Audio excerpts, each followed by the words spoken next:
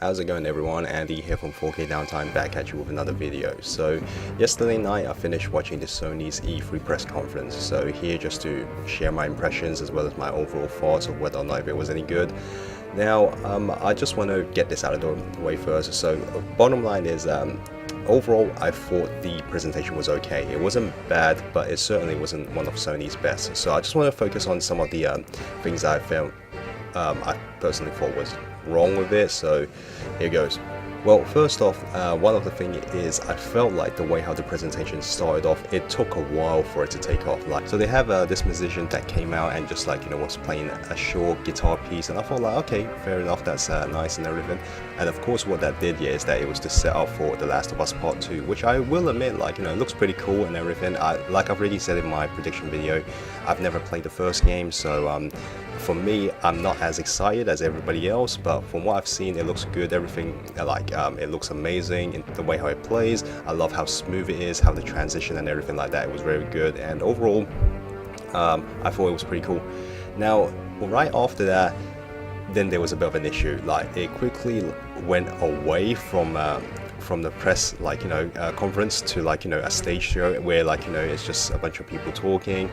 And now my biggest problem here is I have no problem with people just talking, but it lasted a little too long, and because there was no footage whatsoever to accompany it, sometimes these sections just tends to drag for a little bit for me. And it was at least about half an hour. Like, I think like the first 35 minutes minus the 5 minutes that was The Last of Us 2's gameplay, for about half an hour it was literally just them talking. It took them a while to get back onto the stage again, so that in itself to me was a weak point.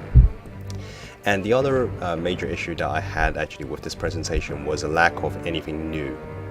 Like, pretty much everything that was showing here was something that we either knew it was coming, again purely because probably due to leaks and everything like that, or it was some games that I personally felt that didn't really need to be here anymore. For example, Spider-Man.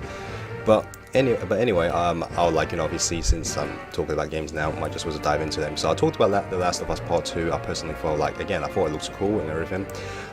Ghost of Tsushima actually looks really cool. In my opinion, it actually seems to, kind of like Neo, have given me kind of like that Onimusha fix.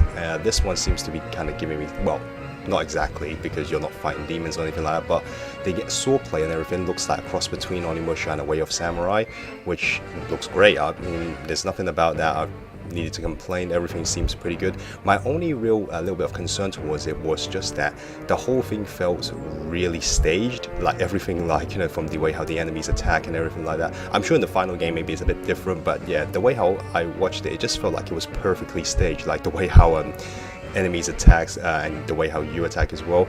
Maybe it's just me, but I hope like the final game isn't really like that. But other than that, yeah, I personally think the game looks really cool, very interesting, and I like feudal Japan, so maybe that's the reason why, like, this game just speaks to me a lot, as well as kind of reminding me of Onimusha and Way of the Samurai. And then we went to the next game.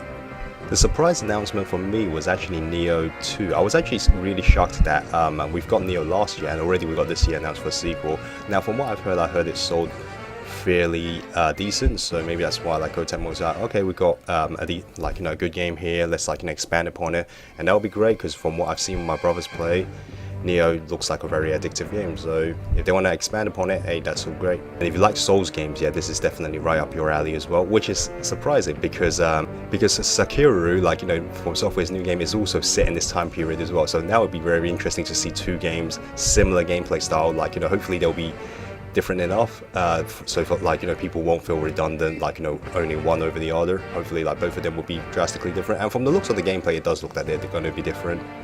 Then, of course, there was a very big one for me, and that's Resident Evil 2's remake.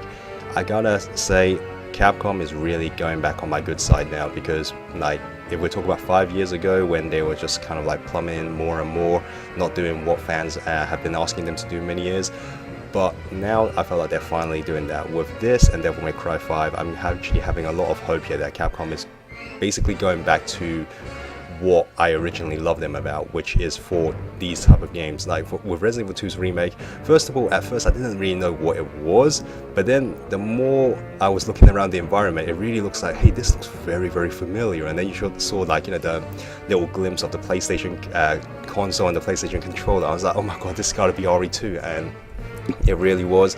Of course, the crowd was pretty crazy as well when they first saw it, and I have to admit, it really amazes me. Like, you know, everything about it looks really cool. Like, you know, it's precisely how I wanted it.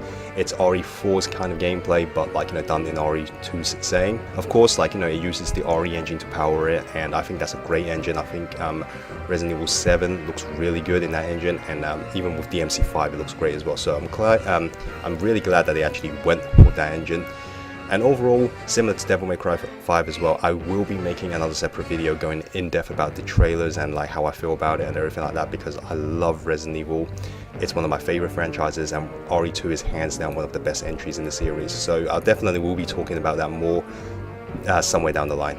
And then of course there's also the other big one, being Death Stranding. Now I'm gonna have to be brutally honest here a little bit, like considering this is like its 4th showing, the 3 times that they've shown before this year, it was mostly consist of only just like story kind of trailers. Of course it was all in engine, which is cool, but other than that it has always just been like, you know, story related stuff and world building, that kind of, they never really showed gameplay.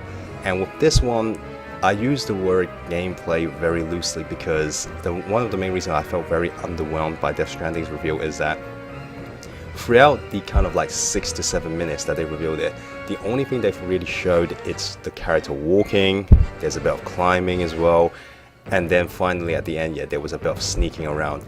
Now, don't get me wrong, I felt like this game is most likely going to be a great game, but for your 4th showing and that you still didn't really let us know exactly how the game's going to be played, or like, you know, any of the mechanics whatsoever, it's just a bit disappointing for me. And it's really hard for me to get excited over something like this, where like essentially you didn't really show much, and just about when it was getting interesting, when you were sneaking around and you see those flying phantoms around here, they cut it off from there. So you still don't really know how the game actually plays and everything, and it's a bit of a bummer for me because I was looking forward to it. But for your 4th showing to not, and still not showing us proper gameplay, that's just, there's only so much excitement I could generate from something as basic as this. So yeah, Death Stranding didn't really work for me, unfortunately. And then we were shown a new game made by Remedy Studios, the same guys that made us Max Payne and of course, like, you know, Quantum Break as well. So this game called Control, like, it has that Quantum Break feel to it. So if you did like Quantum Break, essentially what it feels like is that it's basically PlayStation's version of Quantum Break, because the graphic style is very similar, even like some of the effects and the way how the gameplay seems somewhat kind of like, you know, similar. So if you like Quantum Break, then hey, I suppose this is definitely going to be up your alley. And at the end they showed Spider-Man, which I've already said in my prediction video, where I'm excited for it, I'm looking forward to it and everything. I personally don't really need to see much more to tell me that, oh, I'm going to be buying it, because I am going to be buying it and I will be playing it. If anything, I kind of felt like the trailer that they showed you ruined a little bit of the story for me, because one of the best things I loved about the trailers that they released up until right now was the fact that you knew a little bit about the story, but not too much. You didn't really know what kind of villain was going to be in it. And then yesterday that trailer was pretty much just giving away every single villain that was going to be in it. At the very least, that's what I kind of got from it. And I felt this was something that, considering the part that they were playing as, it seems to be much later on in the game. It doesn't look like it's at the very beginning, so I felt like they really could have picked a different part to show off. But I mean, I'm still excited for it, but I just felt like I really wish that I didn't watch that. I felt like if I was just going to be playing it and notice that a part like this was going to happen, it would have been much better than me just actually you announcing it to me in my face, that kind of stuff. But bottom line is, I thought like Sony's press conference was okay. It wasn't anything great, but I also thought it was nothing terrible either. Like, you know, it did what it's supposed to do. It's more or less like it has a lot of the stuff that I actually wanted to see. It was presented, but like, you know, some of them maybe not to the way that I actually really wish. Like I said, Death Stranding, I really wish we would have seen more of it, well, at least actual gameplay. Spider-Man, I didn't really care for, considering I've already said that I'm going to buy it. I didn't really feel it needed any more exposure. But things like Neo 2, Resident Evil, like, you know, 2's remake, like Ghost of Tatsushima as well. Like, you know, all of those looks really good, and I felt like they definitely deliver on those fronts, but it's just some of the other areas I felt like it wasn't as strong. Not to mention, considering they didn't talk about PlayStation VR as well, it seems to be hinting at that it's probably on its way out, which is a real shame because I recently have just bought it and I would have loved to hear that there will be a bit more support, but it doesn't really seem like it at this point. But anyway guys, that's my overall thought on Sony's press conference. Like I said, not bad at all, nothing great in my opinion. But at the end of the day, that's Sony one man's fault though. I would like to hear what you guys think as well. If you enjoyed this video, consider subscribing, hitting a like. If not, you can hit a dislike. This is Andy from 4K Downtime signing off. Have a good one.